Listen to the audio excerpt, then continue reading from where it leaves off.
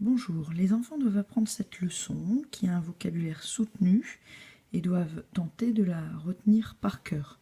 C'est ce type de leçon qu'ils trouveront au collège avec ce vocabulaire qui n'est pas toujours accessible au premier abord. Nous avons étudié des documents pour bien comprendre chaque chose et à la fin c'est une synthèse de tous ces documents. Apprendre par cœur sans comprendre est bien sûr inutile.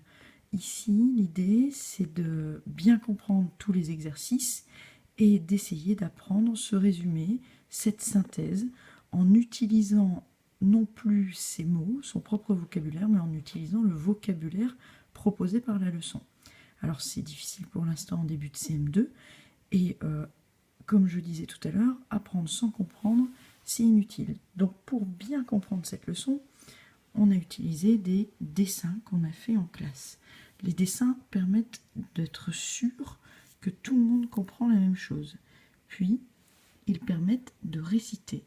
Alors si je prends cette leçon ici, pour les deux premières phrases, on va avoir un dessin. Donc on va réciter tous les objets dont on veut se débarrasser, s'ils sont correctement triés, vont être revalorisés par des entreprises spécialisées.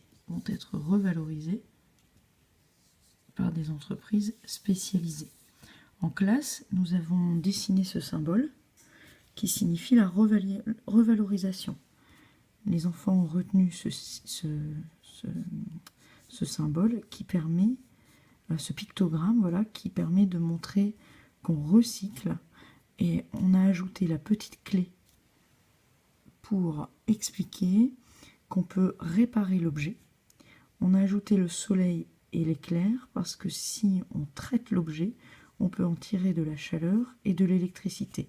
Et tout ça, recycler, réparer et revaloriser énergétiquement, c'est la revalorisation.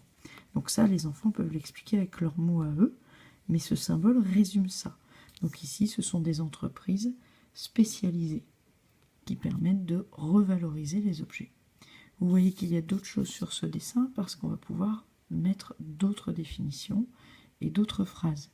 Alors les informations de tri qu'on voit ici et qu'on va mettre en couleur avec les enfants permettent de parler de la deuxième phrase. Les informations de tri sont présentes sur les emballages ou les modes d'emploi des appareils. On a fini les phrases A et B. On va voir maintenant la phrase C. Donc on a le petit C qui explique les matériaux qui les composent vont être triés puis réutilisés pour la fabrication de nouveaux objets ou bien revalorisés pour fabriquer de l'énergie. Donc ici on a vu que on pouvait par exemple les brûler. Alors les enfants ont voulu dessiner un tapis roulant où on mettait les objets, ils sont brûlés ou écrasés, et le fait de les brûler, ça peut permettre de donner de l'énergie électrique et de la chaleur. Là, on a mis le fer à repasser, car dans la séance, on a vu une vidéo où le GPS de quelqu'un avait été revalorisé dans un fer à repasser. On va passer donc à la phrase suivante. Certains produits non recyclables, donc on a le sigle ici du recyclage qui est barré. Certains produits non recyclables sont incinérés, le feu, ou enfouis, suivant des normes strictes. Donc là, c'est le dessin d'une élève. Donc pour elle, les barrières signifient les normes strictes, afin d'éviter la pollution du milieu naturel. Donc ici, on voit que l'arbre est mort, donc ça pollue.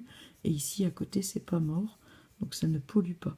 Donc c'est enfoui selon des normes strictes afin d'éviter la pollution du milieu naturel. Et enfin, la dernière phrase, réduire ses déchets. Donc ici, on voit le monsieur qui n'a pas beaucoup de déchets et celui-ci qui en a beaucoup. Réduire ses déchets, qu'est-ce que ça permet? Ça permet de participer à la protection de l'environnement et économiser des ressources naturelles. On va voir les définitions. On a donc ici le dessin qui a été fait par un élève aussi.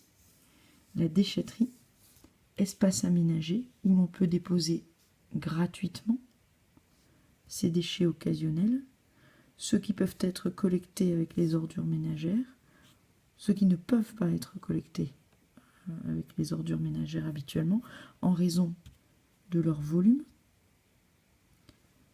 de leur poids ou de leur nature qui est toxique.